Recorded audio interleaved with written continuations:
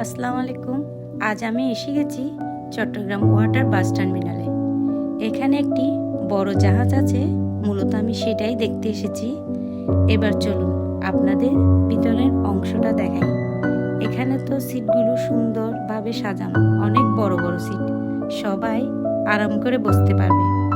এখানে কিছু কেবিনও আছে, কিন্তু সেই দরজাগুলো লক ছিল, তাই ভিতরে ঢুকতে পারে। আর দেখেন, জাহাজের বাইরে সুইমিং পুলও আছে। এখানে বড়দের জন্য আলাদা সুইমিং পুল ও ছোটদের জন্য আলাদা সুইমিং পুলও আছে। ছোটরা অবশ্যই এখানে নিরাপদে সাঁতার কাটতে পারবে।